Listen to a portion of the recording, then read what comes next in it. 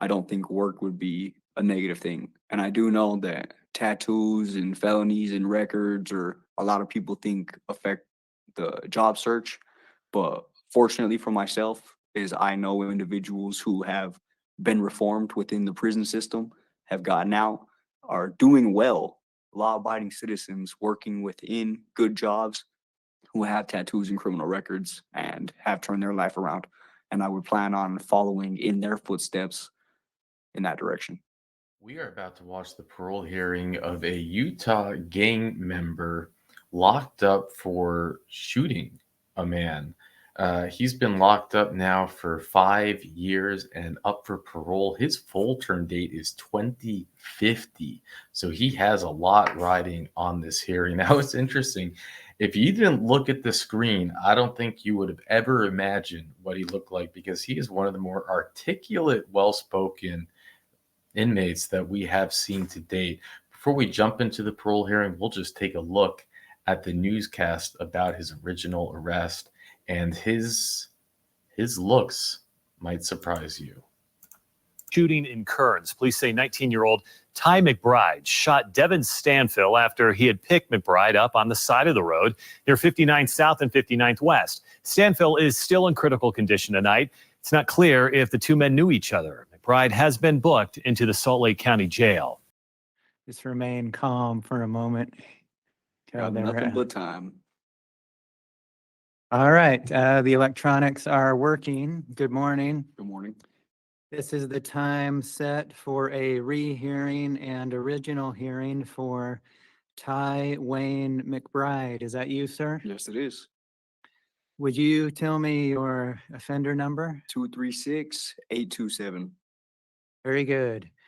My name is Blake Hills. I'm a member of the Board of Pardons and Parole, and I've been assigned to conduct the hearing.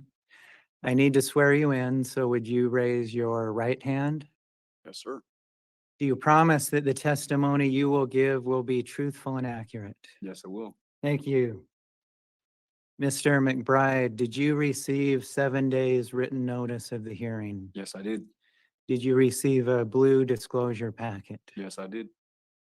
Did you review it? Yes, I did. Are there any comments that you need to make about the packet, or was it generally fine? It was all right. Okay. The key question is, do you feel like you're ready to go forward today, or do you need more time? As ready we're gonna be. What? Say that again? I'm ready. Okay. You've been through the hearings before, so you have a general idea of what happens, I believe. Is Yeah. that right? Yes, I do. We'll talk about the offenses, what you've been doing in prison, and what any release plans might be. Does that sound fair? Yes, it does. All right. Mr. McBride, the original hearing is for 2 new convictions: possession of a dangerous weapon by a restricted person. Both of them occurred here, is that right? Yes, I did. I'm interested in your perspective on what happened and what any reasons might be. Can you give me your perspective? So, as we know, there's no valid reason nor excuse that I can give you for the actions that for those convictions. I was in possession of a weapon, and I'm standing to take accountability and claim that I was wrong for my actions. Now, prison is not the best environment for most people, so I could get how an outside individual doesn't understand the ongoings in here as far as why weapons are so commonplace. But uh, again, I also know there's no valid reason nor excuse. I know my behavior was wrong for being in possession of those weapons, and my only reason behind it is that I simply intend to make it home one way or another. I will not die in prison. Appreciate you giving me your perspective there. Do you feel like you're a particular target or just an average member of the prison community here?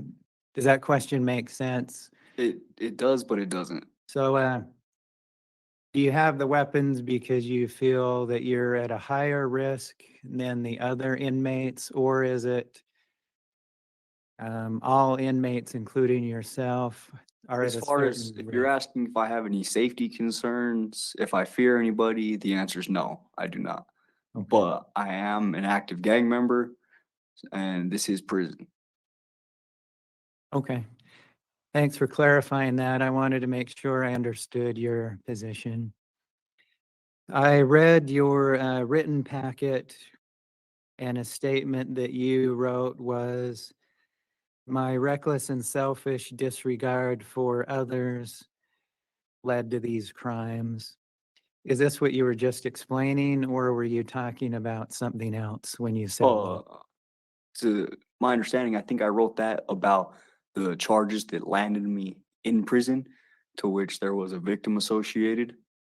I was stating that out there, I had complete disregard, thought I was above the law, could get away with whatever, didn't care about anybody or anybody's feelings. But over the time, I've learned that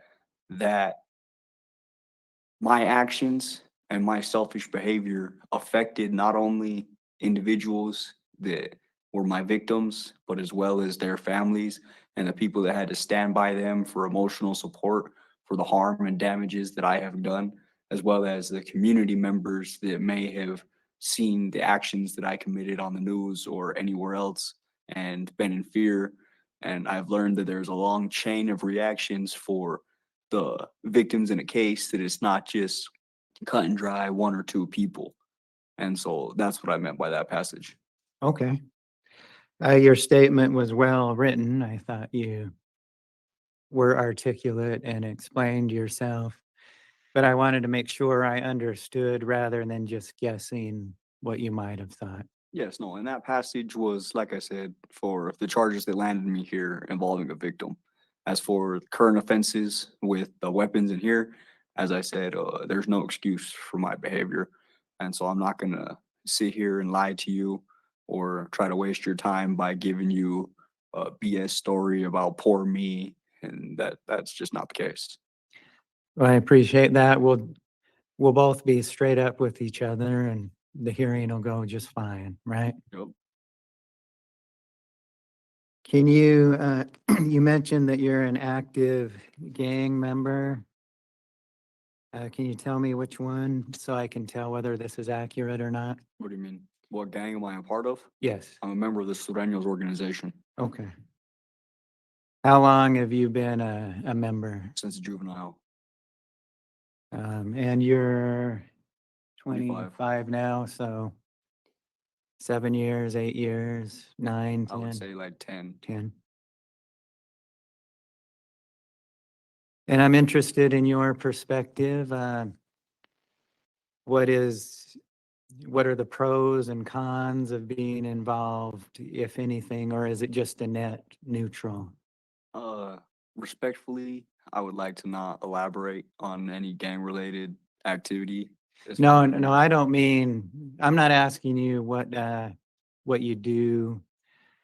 And you don't have to answer. I'm wondering if you're willing, do you feel that it's beneficial, that it's harmful, or that it's neither? I feel like it's both.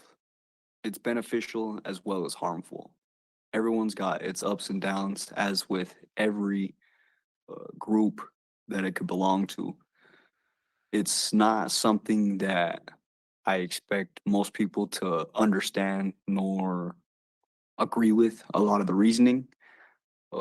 Like I said, this is more something that I've been involved in since I was a juvenile, and it's not something I intend on just walking away from, which is the reason for my continuous involvement.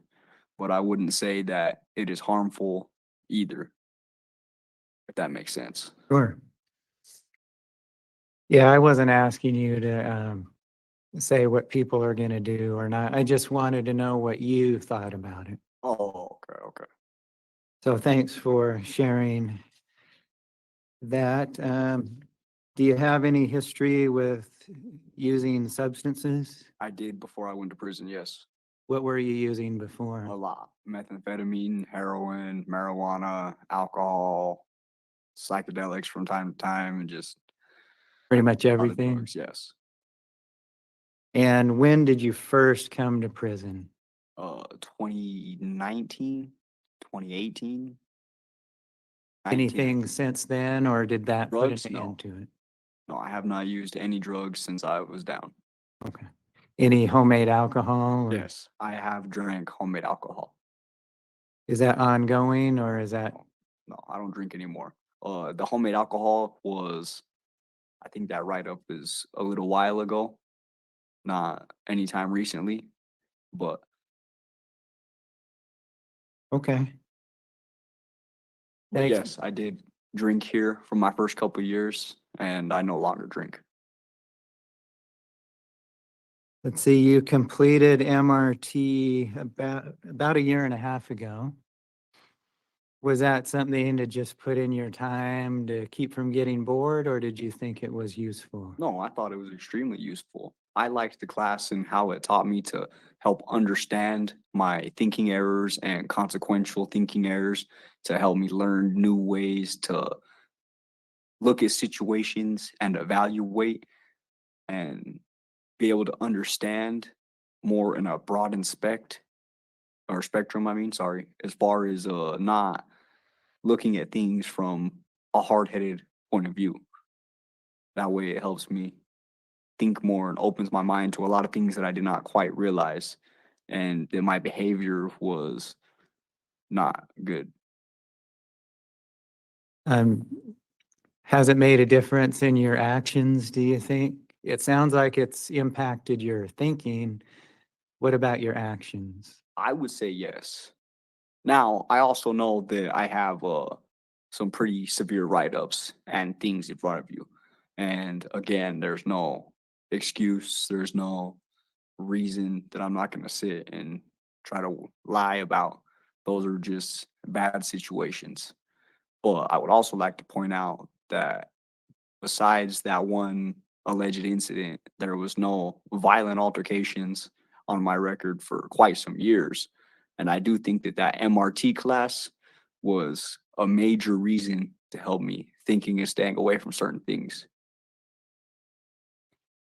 You did mention the disciplinary violations. There are almost 2 pages of them. Help me understand, if you could, what's going on from your point of view. What do you mean? So 2 pages, as I said, I'd be straight up with you, are more than More than most. more than most. So I'm wondering, is there a reason that you're aware of why there are more than most? Or is it just something that happens and there's no real reason for it? I mean, of course, there's a reason behind it, and all of it boils down to me and my decisions. I'm not going to say that the prison's is fault. I'm not going to say that anyone is at fault but myself. Uh, like I said, a lot of those disciplinary write-ups are weapon related, and I would just refer back to what I said previously, that I understand that is not a good thing, nor am I trying to justify my actions in any way, shape, or form. But this is also prison. I'm a gang member. It's not the best environment. It's not balloons and lollipops. Huh? Absolutely not. And it sure ain't the movies. Let's talk about excuse me. Let's talk about release plans. Have you thought about, let's start with where you would live. Do you have a Absolutely. plan for that? Yes, I do. Tell me what I it would is. move in with my mother temporarily until I could afford my own housing. What would you do to support yourself? I would get a job. I do know a lot of labor jobs that are out there hiring felons right now that as soon as I got out, I would go and apply for every single one. And whenever the first one hired me would be the best one. And then if a better job opportunity presented itself with more pay, then that would be the only reason that I quit my job to go somewhere else. I don't think work would be a negative thing. And I do know that tattoos and felonies and records, or a lot of people think affect the job search.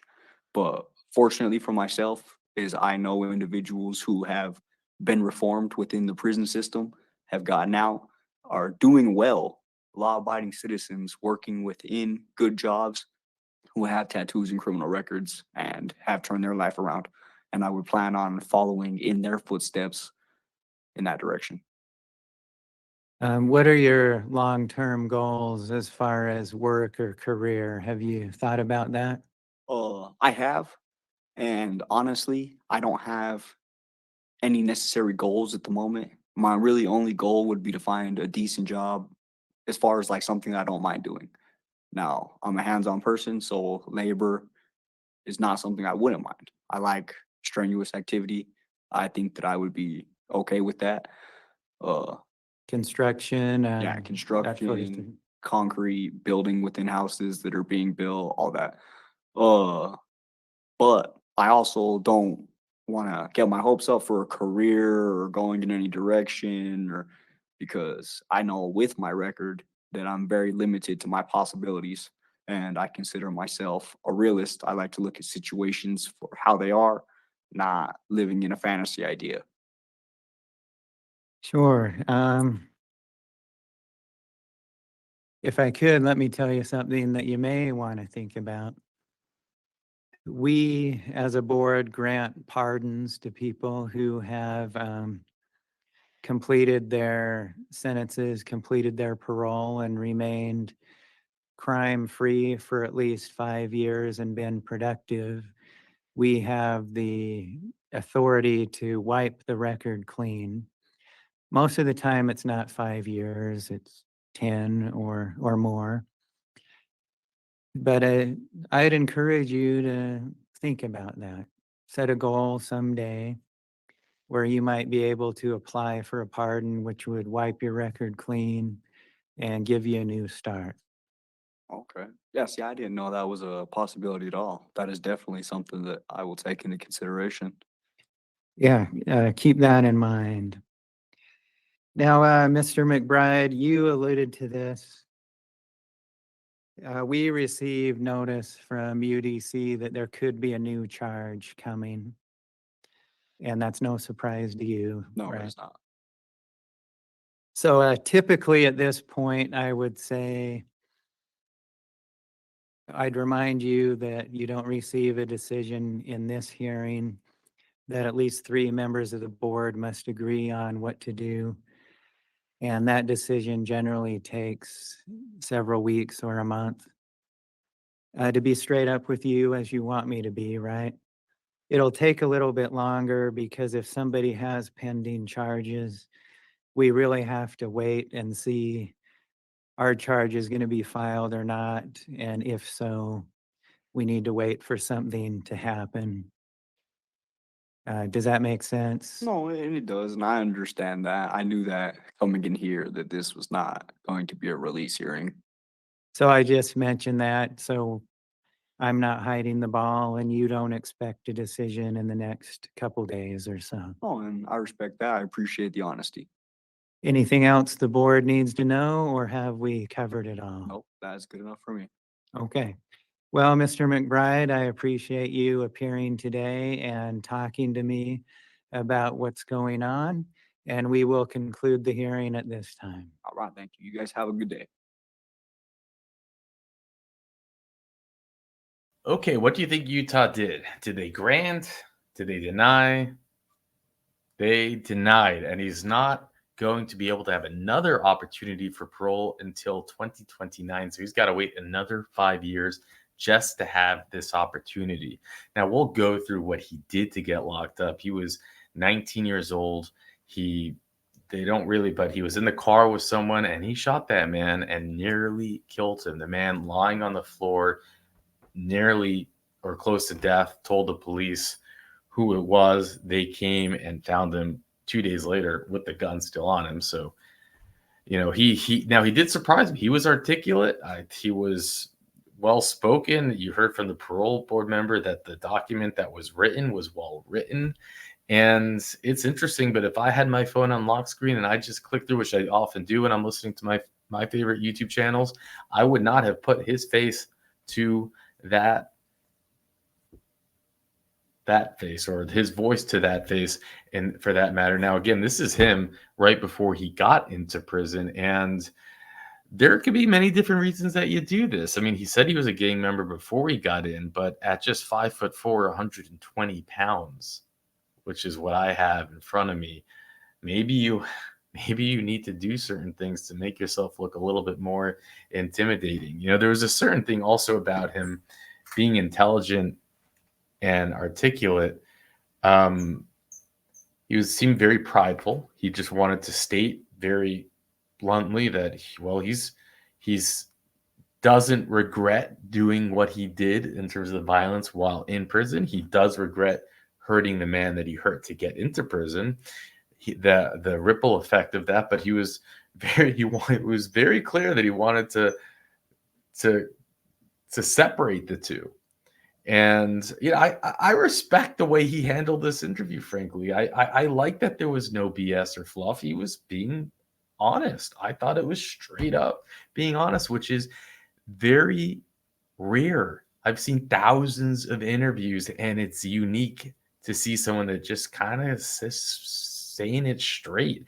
And I think the parole board interviewer appreciated it, and he even had the kind gesture to try to give some hope and say, you can have your record expunged, and you can. We cover those expungement hearings. So we actually covered an expungement hearing of a man. If you want to believe this, I'll put the link in the description. Crazy, because he's a little older than this guy.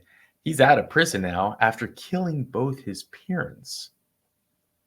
He got out of prison, and then he showed up. He wanted a second bite at the apple. He showed up and asked the governor to expunge his record so that he wouldn't even have a record after killing both his parents. And he wanted to do that so he can coach kids in sports, which is just madness to me. There's a lot of crazy stuff going on. If you're new to this channel, that you might say, whoa. I don't know. He's in a rock and a hard place. I don't know what you do when you're locked up in prison and you're in the gang and you're being given work and you're picking up new felonies. Although it does seem that he did not catch that felony, at least as of the records we have now.